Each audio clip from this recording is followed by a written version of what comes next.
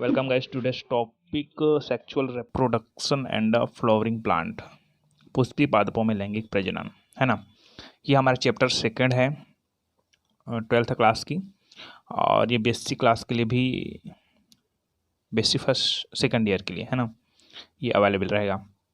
अब हम लोग चलते हैं लैंगिक प्रजनन फर्स्ट पॉइंट में। एक्चुअली में ये कोई मुख्य पॉइंट तो नहीं है, लेकिन इसके अंतर्गत अगर आ रही है तो इसको हम लोग लिखेंगे लैंगिक प्रजनन क्या है ना। तो सबसे पहले हम लोग चले जाते हैं लैंगिक प्रजनन, है ना, सेक्सुअल रिप्रोडक्शन, है ना। तो लैंगिक प्रजनन के अंतर्गत देखेंगे हम लोग, इसका नॉर्मल मैं परिभाषा दे रहा हूँ। वैसे इस अध्याय के इंपॉर्टेंट क्वेश्चन तो नहीं है, इंपॉर्टेंट क्वेश्चन आगे हम लोग पढ़ेंगे, ये नॉर्मल प्रस्तावना है ना। तो लैंगिक प्रजनन, तो प्रजनन की वह विधि जिसमें दो विपरीत प्रभेद वाली मतलब एक नर हो जाएगा, एक क्या हो जाएगा, मादा। तो प्रजनन की वह विधि जिसमें दो विपरीत प्रभेद वाली विशिष्ट लैंगिक कोशिकाएं मतलब इसका जो नर है उसमें नर युग्मक रहेगा और मादा में क्या रहेगा, मादा युग्मक, है ना। तो विशिष्ट लैंगिक कोशिकाएं अर्थात युग्मक, नर युग्मक और कौन सी युग्मक, मादा युग्मक, मतलब ये दोनों हैं कौन है, विशिष्ट लैंगिक कोशिकाएं हैं। तो प्रजनन की वह विधि जिसमें दो विपरीत प्रभेद, दोनों का प्रभेद विपरीत है, विपरीत प्रभेद वाली विशिष्ट लैंगिक कोशिकाएं, ये दोनों है विशिष्ट लैंगिक कोशिकाएं हैं, युग्मक है वो। तो प्रजनन की वह विधि जिसमें दो विपरीत प्रभेद वाली विशिष्ट लैंगिक कोशिकाएं अर्थात युग्मक आपस में क्या हो गए, संलयित होकर जाइगोट का निर्माण करते हैं। किसका निर्माण करते हैं, जाइगोट का क्या करते हैं, निर्माण करते हैं, लैंगिक प्रजनन कहलाते हैं। लैंगिक प्रजनन की विभिन्न अवस्थाएं हैं। पहले युग्मक जनन आएगा, परागन की क्रिया आ जाएगी, उसके बाद निषेचन की क्रिया आएगी, उसके बाद भ्रूण परिवर्धन आएगा। तो इसको हम लोग लाइन से देखते देखते जाएंगे हम लोग, ठीक है। युग्मक जनन आगे पॉइंट, मुख्य पॉइंट हमारा आएगा यही, ठीक है। परागन आएगा, मुख्य पॉइंट निषेचन आएगा। तो इसका पार्ट वन है, पार्ट वन जितना देर तक हम लोग पढ़ सकते हैं पढ़ लीजिए, और बिना स्किप के। उसके बाद पार्ट टू भी आ जाएगा, तो इसमें कंप्लीटली सबको दिखाया जाएगा लगभग, ठीक है। चलते हैं हम लोग मेन पॉइंट में। चलिए, इस अध्याय का अगला जो टॉपिक है वो है नर युग्मक नर जनन अंग एवं मादा जनन अंग, ठीक है। तो पहले आपको ये बताना पड़ेगा इसमें कि नर जनन अंग किसको कहते हैं और मादा जनन अंग किसको कहते हैं, क्योंकि जब तक हम लोग नर जनन अंग और मादा जनन अंग को क्लियर नहीं समझ पाएंगे तब तक हम लोग युग्मोद्भिद के विकास को, युग्मक जनन को नहीं समझ पाएंगे। इसलिए मैंने छोटी छोटी बातें बताया। नर जनन अंग और मादा जनन के बारे में, पुष्प के ना, तो पुष्प के नर जनन अंग को हम लोग बोलते हैं पुमांग, क्या बोलते हैं, पुमांग। और मादा जनन अंग को बोलते हैं हम लोग जयांग, क्या बोलते हैं, जयांग। चलिए, तो हम लोग डायरेक्टली हम लोग देख लेते हैं किसको पुमंग बोलते हैं, किसको जयांग बोलते हैं, है ना। तो ये मेरे पास फ्लावर है, देखिए।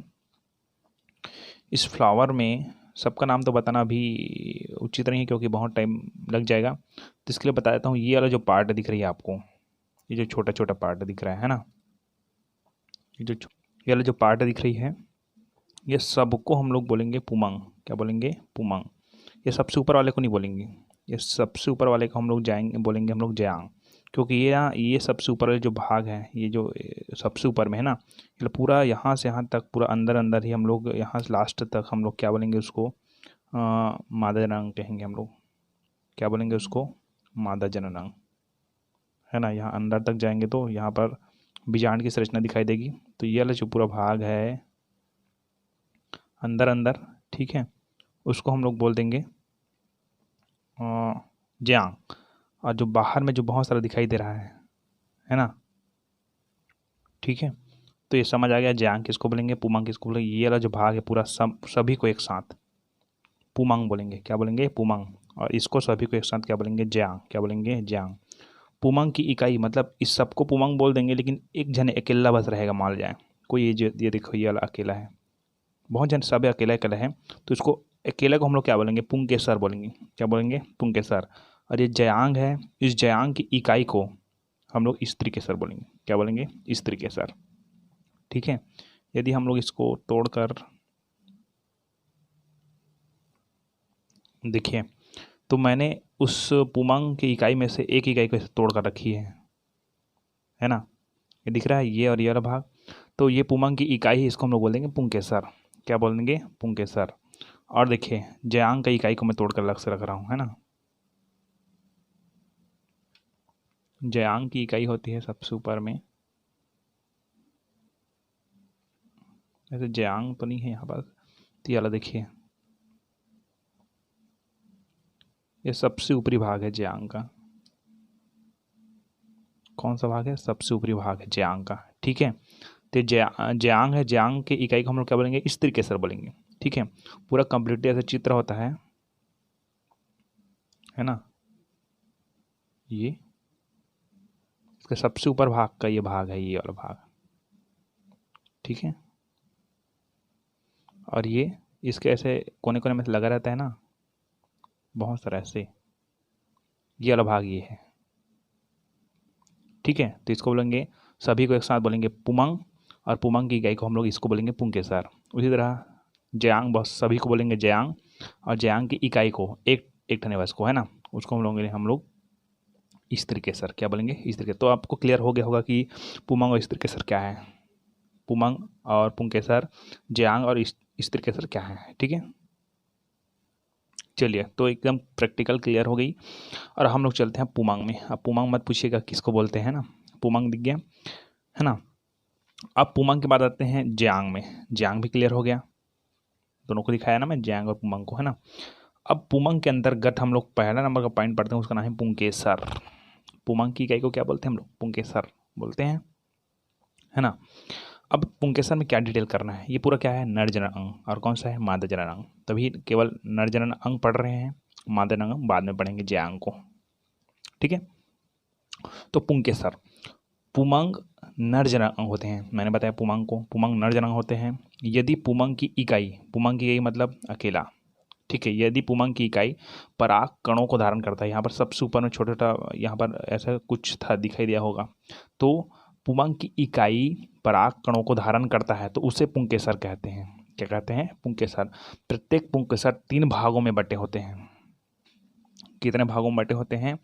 3 भागों में। जो पुंकेसर है वो कितने भागों में बटे होते हैं? 3 भागों में बटे होते हैं। तो मान जाए ये पुंकेसर को मैं बड़ा बना देता हूँ थोड़ा से ऐसा, तो ये पहला भाग, ये दूसरा भाग, और ये तीसरा भाग। ठीक है, पहले भाग को हम लोग बोल देते हैं इसको एंथर, एंथर, जिसको हम लोग बोलते हैं परागकोश। ठीक है, दूसरे भाग बोलते हैं हम लोग पुतंतु जोड़ने वाला। ठीक है, पुतंतु, सॉरी पुतंतु नहीं बोलेंगे जी, इसको कनेक्टिव बोलेंगे। पुतंतु ये है, पुतंतु, है ना। और इसको बोलेंगे हम लोग कनेक्टिव, कनेक्टिव, इसको बोलेंगे योजी। क्या बोलेंगे? योजी, है ना, संयुग्मन स्थल। और है ना, और नीचे को हम लोग पुतंतु, इसको बोलेंगे हम लोग फिलामेंट। क्या बोलेंगे? फिलामेंट। ये क्लियर हो गया, परागकोश, योजी और ये पुतंतु। ठीक है, फिलामेंट, ये कनेक्टिव है, योजी है। ठीक है ना, तो ये 3 भाग का नाम लिख देना पुंकेसर के अंतर्गत। अब पुंकेसर तो क्लियर हो गया होगा आपको। अब हम चलते हैं परागकोश में, ये एंथर में चलते हैं, परागकोष्ठ बोलते हैं उसको। ठीक है, अब परागकोष्ठ को समझने के लिए बहुत छोटे छोटे पॉइंट्स हैं, उसको देखिएगा। परागकोष्ठ के अंतर्गत, है ना, इसको हम लोग और क्या बोलते हैं? परागकोष्ठ को लघु बीजाणुधानी, लघु बीजाणुधानी भी कहते हैं इसको, है ना।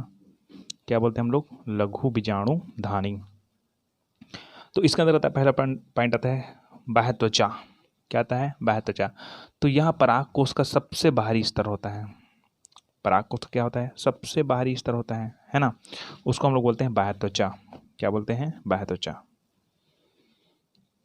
चलिए ये देखते हैं, ये पूरा है परागकोश, ये वाला पूरा परागकोश, इसको आंतरिक भाग को तोड़कर दिखाया गया है ना। ये एंथर हो गया है इसका, इसको ऐसे काट के निकाल तो इस तरह से संरचना दिखाई देगी, है ना।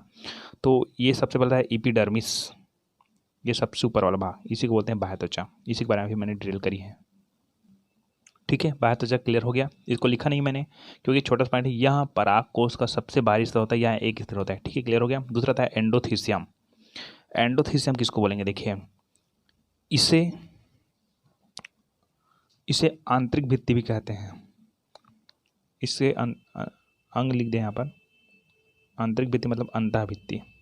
इसे आंतरिक भित्ति भी कहते हैं या अंतः भित्ति भी कहते हैं। यहाँ बाह्य त्वचा के बाद सबसे ऊपरी भाग को, ऐसे था संरचना हम लोग देखें अभी, सबसे ऊपरी भाग को बाह्य त्वचा बोलते हैं, उसके जस्ट नीचे वाला भाग, है ना, इसे अंतः भित्ति भी कहते हैं। ठीक, इसे अंतः भित्ति भी कहते हैं। यह बाह्य त्वचा के बाद स्थित कोशिकीय स्तर होता है, कोशिकीय स्तर होता है, जिनकी कोशिका में अल्फा सेलुलोज का तंतुमय जमा होता है। यह परागकोश के स्फुटन में, स्फुटन, परागकोश के स्फुटन मेन पॉइंट है हमारा, ठीक है, उसको ही पढ़ेंगे, परागकोश के स्फुटन किसको कहते हैं। तो यही पर समझ आया आपको कि जिसकी कोशिका में अल्फा सेलुलोज का तंतुमय जमा होता है, एंडोथीसियम। चलिए अब हम लोग देखते हैं एंडोथीसियम को। तो ये हो गया एपिडर्मिस, ये सबसे ऊपर वाला भाग, और उसके जस्ट नीचे यहाँ जो ऐसा संरचना दिखाई दे रही है, ये वाला भाग, ये दिख रहा है पूरा किनारे किनारे में, ये है एंडोथीसियम। क्या बोलते हैं, एंडोथीसियम।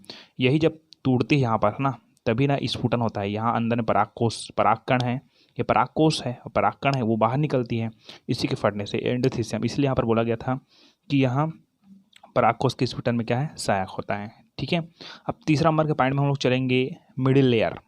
तो देखिए ये वाला जो भाग, ये एंडोथीसियम हो गया, इसके जस्ट नीचे वाला भाग, ये वाला भाग, ये वाला जो भाग दिख रही है ये वाला, इसको बोलेंगे हम मिडिल लेयर। क्या बोलेंगे, मिडिल लेयर। ठीक है, चलते हैं फिर किस में, मिडिल लेयर में। चलिए तो मिडिल लेयर देख लीजिए, मैंने चित्र में दिखाया। एंडोथीसियम तथा टेपेटम के मध्य, टेपेटम आगे और पढ़ेंगे हम लोग ना, बीच के भाग को टेपेटम बोलेंगे। तो एंडोथीसियम तथा टेपेटम के मध्य स्थित मृदक कोशिकाओं के बने एक 3 स्तरीय क्षेत्र को मिडिल लेयर कहते हैं।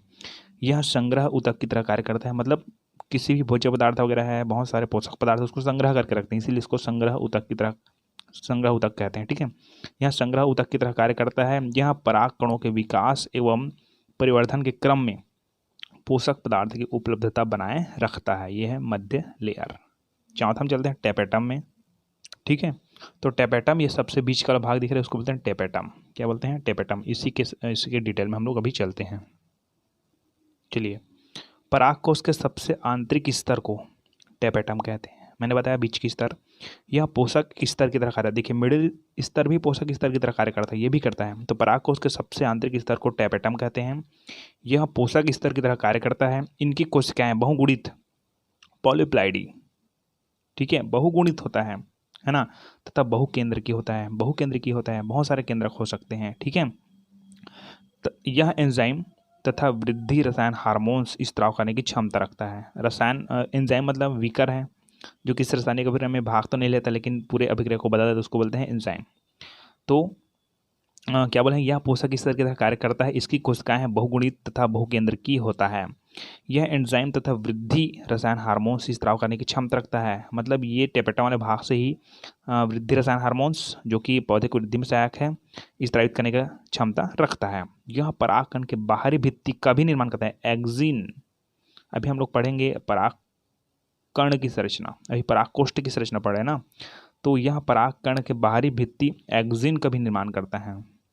लघु बीजाणुओं अर्थात परागकणों को टेपेटम चारों ओर से घेरे रहता है, मतलब कहा जाए ये टेपेटम के अंदर ही, अभी चित्र मैंने दिखाया उसके बीच में क्या बात है, परागकण। ठीक है, ठीक है, यहाँ तक लिखिएगा, है ना। तो ये लघु बीजाणुओं अर्थात परागकणों को टेपेटम चारों ओर से क्या रहता है, घिरे रहता है। जहाँ तक आप डिटेल कर लीजिएगा कंप्लीट। चलिए आगे का जो टॉपिक है वो है परागकोश का स्फुटन।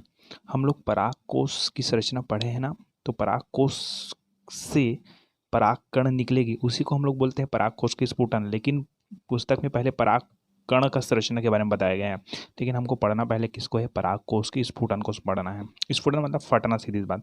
परागकोश की मैं चित्र से बनाकर दिखा दिया था, एक बार दिखाऊंगा इस डिटेल के अंतर्गत। तो देखिए, परागकोश के परिपक्व होने पर प्रत्येक पाली के दोनों लघु बीजाणुधानी के बीच स्थित भित्ति के ऊतक नष्ट हो जाते हैं तथा 2 बीजाणुधानी मिलकर एक बीजाणुधानी के रूप में परिलक्षित होती है। इसको कैसे समझना है देखिए, है ना।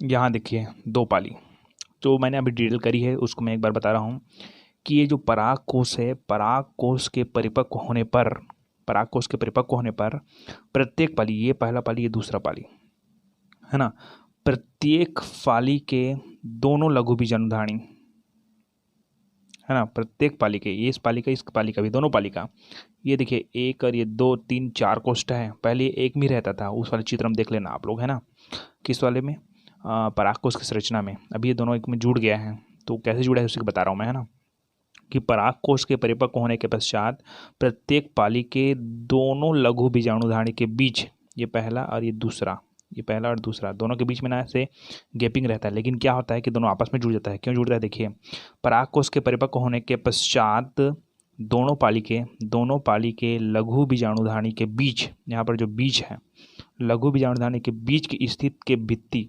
बीच क्या समझ रहा है, पराग कोश के परिपक्व होने पर, है ना, प्रत्येक पाली के दोनों लघु बीजाणुधानी के बीच, इसके जो बीज है, बीच स्थित जो भित्ति होता है, उस भित्ति के ऊतक नष्ट हो जाते हैं, और नष्ट हो जाते हैं तथा दोनों बीजाणुधानी मिलकर एक, ये दोनों धानी मिलकर केवल एक, पूरा एक बीजाणुधानी के रूप में परिलक्षित होती है।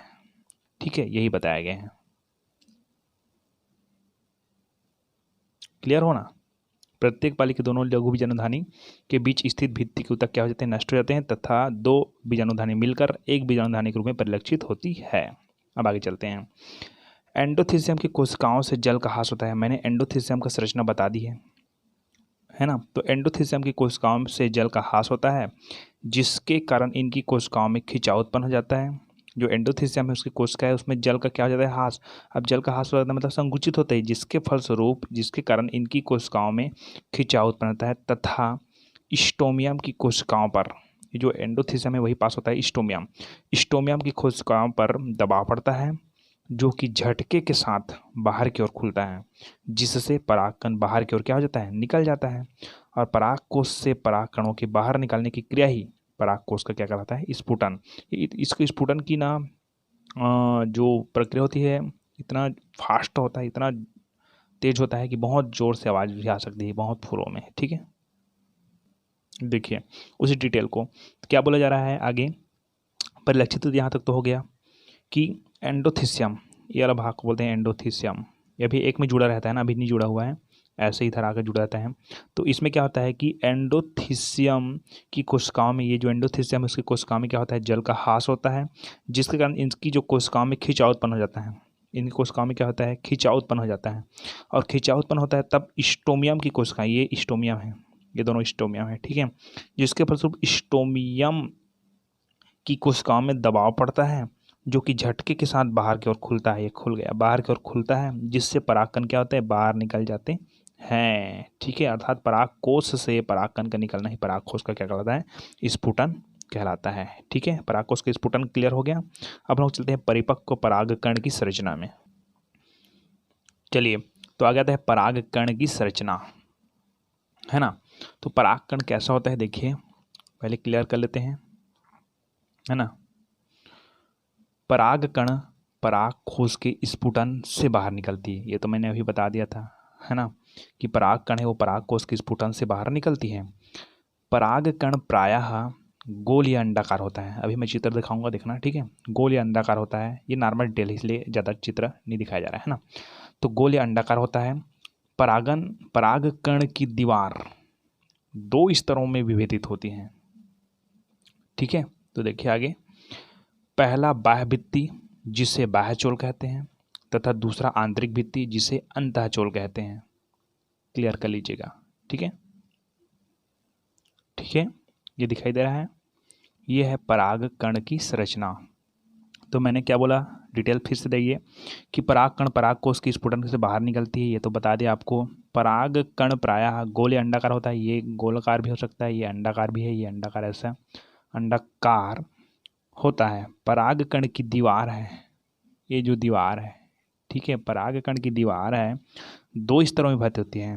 पहला बाह्य स्तर, सबसे बाहरी स्तर को हम लोग बोलते हैं एक्जिन। क्या बोलेंगे, एक्जिन, सबसे बाहरी स्तर या बाहरी भित्ति जिसे बाह्यचोल, एक्जिन कहते हैं, ये सबसे बाहरी स्तर को एक्जिन कहते हैं। तथा दूसरा आंतरिक भित्ति, दूसरा आंतरिक भित्ति मतलब इसकी जस्ट नीचे ये वाला भाग, ये जो स्तर दिखाई दे रहा है ना, ये वाला भाग, ये चित्र हम थोड़ा गलत दिया जाए, यहाँ पर इधर ले लिया है, लेकिन ये वाला भाग, ठीक है, ये लेवर वाला भाग। तो क्या बोलेंगे कि पहला बाह्य भित्ति जिसे बाह्यचोल तथा दूसरी आंतरिक भित्ति जिसे अंतःचोल मतलब एंटीन कहते हैं, है ना। क्लियर हो गया चित्र भी? चलिए क्लियर हो गया यहाँ तक। अब देखिए, अंतःचोल पैक्टोज एवं सेल्यूलोज का बना होता है, ये आपका असाइनमेंट में आया है, ठीक है। अंतःचोल पैक्टोज तथा सेल्यूलोज का बना होता है, जबकि बाह्यचोल स्पोरोपोलेनिन तथा क्यूटिन का बना होता है, ठीक है। बाह्यचोल पर कुछ जगहों पर पतली लंबी छिद्र पाई जाती है, जिसे हम लोग बोलते हैं जर्म नलिका, ठीक है, जर्म नलिका बोल देंगे, है ना। और नॉर्मल और कुछ बताना है तो देखिए कि द्विबीजपत्री है ना, द्विबीजपत्री का वीडियो आप लोग देख लेना, है ना। द्विबीजपत्री का वीडियो आ गया है, द्विबीजपत्री लाइव करके वहाँ देख लेना आप लोग, ठीक है। तो द्विबीजपत्री है पौधे, उसमें ये कम से कम, है ना, 3 जनन छिद्र होते हैं। कितने होते हैं? 3 जनन छिद्र होते हैं, जबकि एक बीजपत्री पौधे में केवल एक ही जनन छिद्र होते हैं, ठीक है। यहाँ तक पराग कण की संरचना क्लियर हो गई, परागकोश की स्फुटन भी क्लियर हो गया। चलिए, परागकोश की स्फुटन, उसके बाद पराग कण की संरचना, उसके जस्ट बाद हम लोग पढ़ने वाले हैं पराग कण का विकास, या हम लोग बोलेंगे नर युग्मकोद्भिद का विकास, या तो बोलेंगे हम लोग डेवलपमेंट ऑफ मेल गैमेटोफाइट,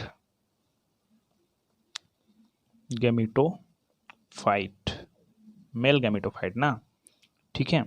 तो मेल गैमेटोफाइट का विकास की जो प्रक्रिया होती है ना, वो एकदम सिंपल है, चित्र के माध्यम से भी देखेंगे और इनके माध्यम से देखेंगे, डिटेल्स के माध्यम से।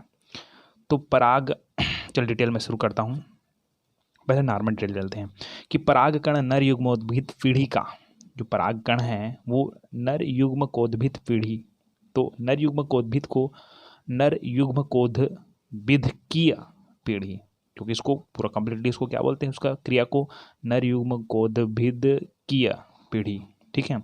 तो पराग कण है वह नर युग्मकोद्भिदकीय पीढ़ी का प्रथम कोशिका होती है, ये जो पराग कण है वो, ठीक है। पराग कण से किनसे पराग कण स्फुटन हुआ है ना, पराग कोश का स्फुटन होता है, तब क्या निकला है, पराग कण है। तो पराग कण से नर युग्मकोद्भिद के विकास की प्रक्रिया को ही नर युग्मोद्भिद जनन कहते हैं, ठीक है। नर युग्मोद्भिद जनन किसे कहते हैं ऐसे बोलेगा, ठीक है, तो इसी को बोलेंगे नर युग्मोद्भिद जनन। चलिए अब लोग चलते हैं डिटेल में, किस में चलते हैं, डिटेल में। तो पहले मैं डिटेल बताता हूँ, उसका चित्र माध्यम से भी बता दूंगा कि सर्वप्रथम पराग कण है, वो है पराग कण है वहाँ, है ना, पराग कण है वहाँ। सबसे पहले क्या होता है कि पराग कण है वहाँ कोशिका समसूत्री विभाजन, तो समसूत्री कोश का विभाजन होता है, ठीक है, समसूत्री कोशिका विभाजन। तो सर्वप्रथम पराग कण है समसूत्री कोशिका विभाजन द्वारा, है ना, विभाजित होकर 2 असमान कोशिकाएं बनाती हैं। डिटेल ध्यान सुनना, 2 असमान कोशिकाएं बनाती हैं, है ना। बड़ी अमाप वाली कोशिका को वर्धी कोशिका तथा छोटी अमाप वाली कोशिका को, है ना, तथा छोटी अमाप वाली कोशिका को जनन कोशिका कहते हैं, तथा छोटी अमाप वाली कोशिका जनन कोशिका कहलाती है, ये भी चलेगा, ठीक है। अब देखिए 2 भागों में विभाजित हुआ, उसको चित्र में बताऊंगा। प्रायः अवृत्त बीजियों में पराग कण इसी अंकुरण अवस्था में, अर्थात 2 कोश की अवस्था में पराग कोश से स्वतंत्र हो जाते हैं। अच्छा एक बात बताता हूँ, अभी ना ये जो पराग कण है पराग कोश के अंदर ही है, पराग कोश के अंदर ही है, अंदर ही क्रिया हो रही है। अभी स्फुटन को हम लोग पढ़े जरूर हैं, लेकिन ये जो नर युग्मोद्भिद के विकास की प्रक्रिया है ना, वो पराग कण का पराग कोश के अंदर ही रहते रहते क्रिया प्रारंभ हो जाती है, ठीक है। ये बात क्लियर हुई आपको कि सर्वप्रथम पराग कण कोशिका, सबसे प्रथम पराग कण है वहाँ समसूत्री कोशिका विभाजन द्वारा विभाजित होकर 2 असमान कोशिकाएं बनाती है। बड़ी अमाप वाली कोशिका को हम लोग वर्धी कोशिका तथा छोटी अमाप वाली कोशिका को हम लोग क्या बोलते हैं, जनन कोशिका कहते हैं। प्रायः अवृत्त बीजियों में पराग कण इसी अंकुरण अवस्था में पराग कोश से स्वतंत्र हो जाता है, मतलब पराग कोश से स्फुटित हो जाती है। पराग कण के आगे वर्तिकाग्र तक पहुंचने के पश्चात आगे इनका विकास परागण द्वारा होता है। मतलब यहाँ तक तो हम लोग क्लियर कर लिए हैं, स्वतंत्र हो जाते हैं। ठीक है, यहाँ आप इसको लिखेंगे नहीं लिखेंगे चलेगा, लेकिन हमको बताना पड़ेगा थोड़ा सा कि परागकण के आगे वर्तिकाग्र तक पहुंचने के पश्चात जो परागकण है वो वर्तिकाग्र तक पहुंचेगा, तभी तो वहाँ पर फर्टिलाइजेशन होगा, है ना। ठीक है, तो नर युग्मक और मादा युग्मक के पास पहुंचेगा नहीं जी। तो परागकण के आगे वर्तिकाग्र तक, ये वर्तिकाग्र मादा जनन अंग के अंतर्गत आएगा ना। वर्तिकाग्र पर पहुंचने के पश्चात आगे इनका विकास परागण द्वारा होता है। मतलब परागण एक प्रक्रिया है, ठीक है, परागण के द्वारा होती है, परागकण नहीं बोल रहा हूँ, परागण के द्वारा होती है। तो इसको चित्र देख लेते हैं। चलिए देख लीजिए मैंने क्या क्या बताया उसको, कि सर्वप्रथम क्या होता है कि जो परागकण है, ये परागकण है ना, ठीक है, परागकण है वो समसूत्री विभाजन द्वारा, यहाँ पर देखिए इसको पोल बोलते हैं, प्लाज्मा मेम्ब्रेन बोलते हैं। ये कोशिका की एक संरचना है, एंटीन एक्सिन, यही तब तो हम लोग पढ़ चुके हैं। वैक्यूल बीच में बताते हैं, वैक्यूल। तो यहाँ तक तो इसको नॉर्मल चित्र बनाना है आपको, ठीक है। यहाँ से हम लोग शुरू करते हैं, मेन पॉइंट यही शुरू होता है कि सर्वप्रथम परागकण, ये जो परागकण है, परागकण है समसूत्री कोशिका विभाजन द्वारा विभाजित होकर दो असमान कोशिकाएं बनाते हैं। ये देखिए, ये बड़ा वाला कोशिका बना रहा है और ये इधर छोटा वाला कोशिका बनाते हैं। दो असमान कोशिकाएं बनाती है। बड़ी अमाप वाली कोशिका क्या कहलाती है? बड़ी अमाप वाली कोशिका क्या कहलाती है? हाँ, वर्धी कोशिका कहलाती है, पढ़े हैं अभी हम लोग। तथा छोटी अमाप वाली कोशिका क्या कहलाती है? जनन कोशिका। ये देखिए जनरेटिव सेल और ये वेजिटेटिव सेल। ये क्या कोशिका है? ये कोशिका हो गया वर्धी कोशिका और ये हो गया जनन कोशिका, ठीक है। इसी को मैंने बताया अभी, है ना। आगे क्या बताया मैंने कि प्रायः आवृत्त बीजों में परागकण है, इसी अंकुरित अवस्था में ही दो कोश की अवस्था बोलते हैं इसको। एक ये दो कोश का है ना, दो कोश की अवस्था में ही पराग कोश से क्या हो जाते हैं? स्फुटित हो जाते हैं, है ना। ओके, अब आगे हम लोग पढ़ते हैं पॉइंट। चलिए आगे क्या होता है। आगे अब क्या हुआ है, स्फुटन हो गई है, बाहर निकल गई है। अब क्या होता है कि परागकण है वो वर्तिकाग्र तक पहुंचती है। वर्तिकाग्र कहाँ है? नर मादा जनन अंग। मादा जनन अंग के बारे में हम लोग कभी पढ़े नहीं है, लेकिन आपको नॉर्मल बता देता हूँ, है ना। चलिए, मादा जनन अंग इस तरह से दिखाई देती है। सबसे पहले भाग को बोलते हैं वर्तिकाग्र, इसको बोलते हैं वर्तिका, इसको बोलते हैं अंडाशय, ओवरी। हम लोग जब आगे पढ़ेंगे तो, ठीक है। ये मादा जनन अंग है, पुष्प का मादा जनन अंग। चलिए, तो अब मैंने वर्तिकाग्र वाला भाग दिखा दिया आपको बना के। तो वर्तिकाग्र पर पहुंचने के पश्चात परागकण है उस स्थान पर स्थित चिपचिपा सक्रिय पदार्थ को शोषित करके फूल जाता है। मतलब जो परागकण है वो वर्तिकाग्र में उपस्थित कौन से पदार्थ है? चिपचिपा पदार्थ को क्या करता है? शोषित करता है और क्या हो जाता है? फूल जाता है, जिसके कारण जर्म छिद्र या जर्म फरो क्षेत्र में दरार पड़ जाता है। मैंने बताया था कि परागकण में जर्म छिद्र होता है करके, है ना। अब ये फूलता है जिसके कारण जर्म छिद्र क्षेत्र में दरार पड़ता है, तथा परागकण का आंतरिक पदार्थ, जो परागकण है, जैसे परागकण का चित्र बनाया था, उसके आंतरिक पदार्थ है, वो आंतरिक पदार्थ है अंतःचोल सहित एंटीन। अंतःचोल मतलब आप लोग बताया था, अंतःचोल सहित एक नलिका के रूप में क्या करता है? बाहर निकल जाता है, जिसे हम लोग बोलते हैं जर्म नलिका। क्या बोलते हैं हम लोग? जर्म नलिका, ठीक है। ये जर्म नलिका दिखाता हूँ मैं चित्र में। देखिए मैंने क्या बताया अभी कि वर्तिकाग्र तक पहुंचने के पश्चात परागकण है उस पर स्थित जो चिपचिपा पदार्थ है उसको क्या कर लेता है? शोषित कर लेता है और फूल जाता है, जिसके कारण जर्म छिद्र क्षेत्र में दरार पड़ जाता है। ये जर्म छिद्र क्षेत्र हम आ जाए, कहीं जगह क्षेत्र को हम लोग देखते हैं जर्म छिद्र क्षेत्र, किसी जगह हो सकता है वो, है ना। तो जर्म छिद्र क्षेत्र में क्या होता है? दरार उत्पन्न हो जाता है और परागकण का आंतरिक पदार्थ, ये एंटीन है, बाह्य चोल है, ये आंतरिक चोल है। परागकण का आंतरिक पदार्थ है वो अंतःचोल सहित, ये अंतःचोल सहित एक नलिका के रूप में बाहर निकलता है। ये देखिए एक नलिका बन गई है, ठीक है, एक नलिका के रूप में बाहर निकलता है, जिसे जर्म नलिका कहते हैं। इसको हम लोग बोलते हैं जर्म नलिका, ठीक है। क्लियर हो गया? जर्म नलिका बन गया। ये देख लीजिए, ये जर्म नलिका है।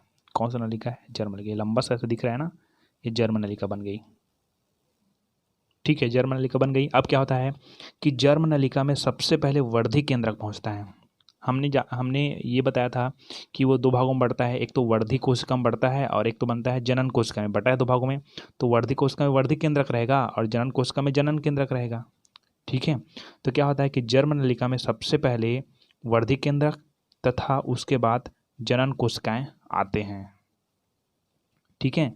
जनन नलिका वृद्धि करके वर्तिका से होते हुए बीजांड तक पहुंचता है।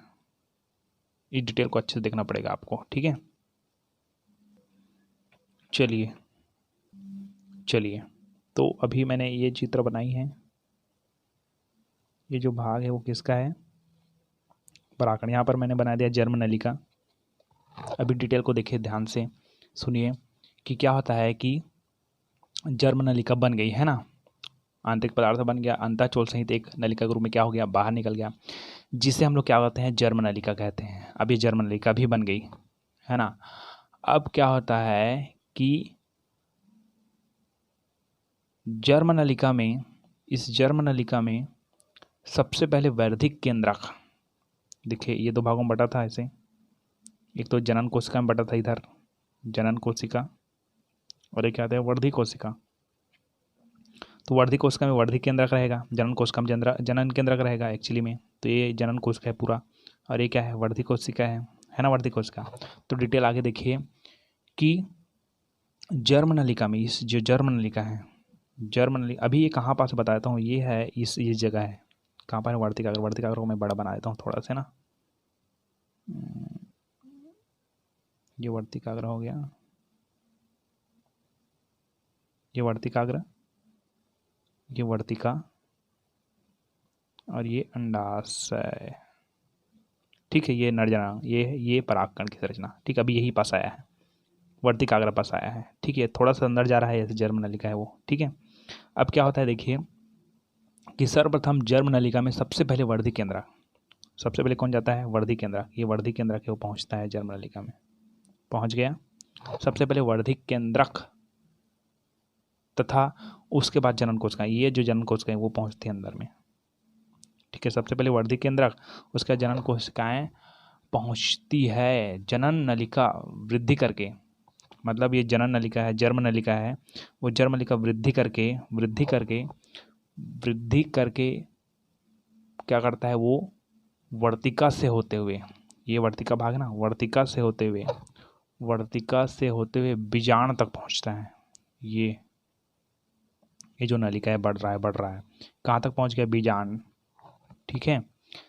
बीजांड बोलते हैं उसको, गुरु बीजाणुधानी बोलते हैं, ठीक है। तो क्या बोला जा रहा है कि जनन नलिका या जर्म नलिका आगे वृद्धि करके वर्तिका से होते हुए बीजांड तक पहुंचता है। जनन नलिका की वृद्धि से बनी, है ना, जनन नलिका की वृद्धि से बनी पराग नलिका। अब ये जनन नलिका था, अब आगे बढ़ गया तो इसी का नाम बन गया पराग नलिका। क्या हो गया है, पराग नलिका। तो जनन नलिका से वृद्धि से बनी पराग नलिका में जनन कोशिका है, देखिए दो कोशिका गया, एक वर्धी केंद्रक गया पहले, उसके बाद कौन गया, जनन कोशिकाएं। तो यहाँ पर देखिए वर्धी केंद्रक है, और यहाँ पर जनन कोशिकाएं है जनन कोशिकाएं, ठीक है। तो क्या होता है कि जनन कोशिकाएं, जो जनन कोशिका गई है ना यहाँ पर पीछे पीछे, और ये क्या है, वर्धी कोशिका है। तो जनन कोशिकाएं कहाँ पहुँच गई, उसको तो आपको जानते हैं कि जनन, ये तो हम लोग क्लियर कर लिए कि जनन कोशिकाएं होती है, वो जनन नलिका होती है, वहाँ बीजांड तक पहुँचती है। कहाँ से होती है, वर्तिका से होते हुए कहाँ पहुँचती है, बीजांड में पहुँचती है, ठीक है। वर्तिका से होते कहाँ पहुँचती है, बीजांड में पहुँचती है। जनन नलिका की वृद्धि से जनी जो पराग नलिका है, ये जो पराग नलिका है ना, उस पराग नलिका में जनन कोशिकाएं, ये जनन कोशिकाएं हैं, एक वर्धी कोशिका था, एक जनन कोशिका था।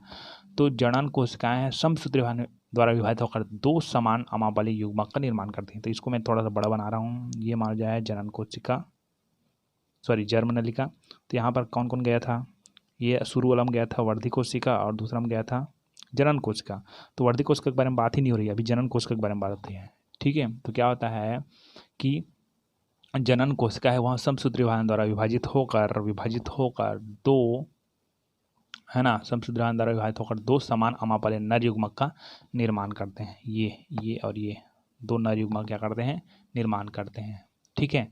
अब नर युग्मक के निर्माण के साथ ही नर युग्मोद्भिद जनन की क्रिया क्या होती है, समाप्त हो जाती है, ठीक है। चलिए तो इसको मैं चित्र में और बता देता हूँ आपको डिटेल से एक बार, कि वर्तिकाग्र तक पहुंचने के पश्चात वगैरह को बता दिया मैंने।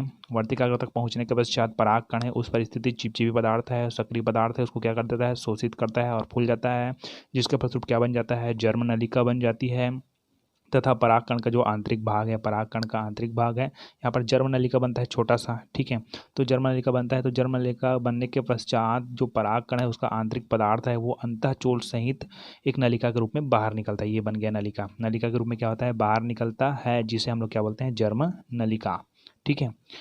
अब क्या होता है कि जर्म नलिका में सबसे पहले, ये जर्म नलिका है उसमें सबसे पहले कौन जाता है, यहाँ पर देखिए इस चित्र में जर्म नलिका में सबसे पहले कौन जाता है, उसमें जाता है वर्धी कोशिका। कौन जाता है, वर्धी कोशिका, वर्धी केंद्रक जी, क्या है, वर्धी केंद्रक। तथा उसके बाद कौन पहुंचता है, जनन कोशिका। कौन पहुंचता है, जनन कोशिका। वर्धी केंद्रक पहले पहुंच गया, उसके बाद जनन कोशिका पहुंचती है, और जनन कोशिका है उसके, इसको हम लोग कौन सा नली बोलते थे, जनन नलिका बोलते थे। जनन नलिका वृद्धि करके, जनन नलिका वृद्धि करके कहाँ पहुंचता है, वर्तिकाग्र से होते हुए बीजांड तक पहुंचता है। यहाँ पर तो चित्र नहीं दिखाए गए हैं, ठीक है। तो ये जो जर्म नलिका है या जनन नलिका है, वो जनन नलिका है वो क्या करती है कि वृद्धि करके वर्तिका से होते कहाँ पहुँचती है, बीजांड तक पहुँचती है। बीजांड तक पहुँच के ऐसे संरचना रहेगी, ऐसे मादा जनन अंग का, तो उसके बीजांड वाला यहाँ पर भाग रहेगा, तो बीजांड तक पहुँचता है। जनन नलिका की वृद्धि से बड़ी, इसी को हम लोग जनन नलिका बोलेंगे, इसी को जर्म नलिका बोलेंगे, इसी को ही हम लोग पराग नलिका बोलेंगे। कन्फ्यूजन मत होना इसमें, ठीक है। पहले शुरू में इसको जर्म नलिका बोल देते हैं, उसके बाद उसको जनन नलिका बोलते हैं, उसके बाद उसको पराग नलिका बोल देते हैं, अंदर में जाता है तब, ठीक है। तो कहाँ तक आए थे हम लोग कि सबसे पहले कौन जाता है, वर्धी केंद्रक पहुंचता है, उसके बाद क्या आता है, जनन कोशिकाएं पहुंचती हैं, ठीक है। अब जनन कोशिकाएं पहुंचती है और वर्धी केंद्रक तो पहले पहुंच गई है, तो अब वर्धी केंद्रक को छोड़ दो, केवल इसके बारे में बात करते हैं। अभी ये दो है लेकिन ये पहले एक ही था, उस चित्र में देखना ऐसे एक ही था, ठीक है।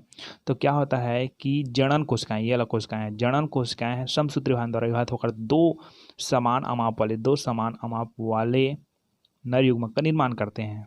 ये नर युग्मक बन गया, मेल गैमेट्स बन गया, ठीक है। नर युग्मक का निर्माण करते हैं, साथ ही नर युग्मक के निर्माण की प्रक्रिया के साथ ही नर युग्मोद्भिद जनन की क्रिया भी क्या हो जाती है, समाप्त हो जाती है। आगे हम लोग नेक्स्ट टॉपिक में पढ़ेंगे मादा जनन अंग के बारे में।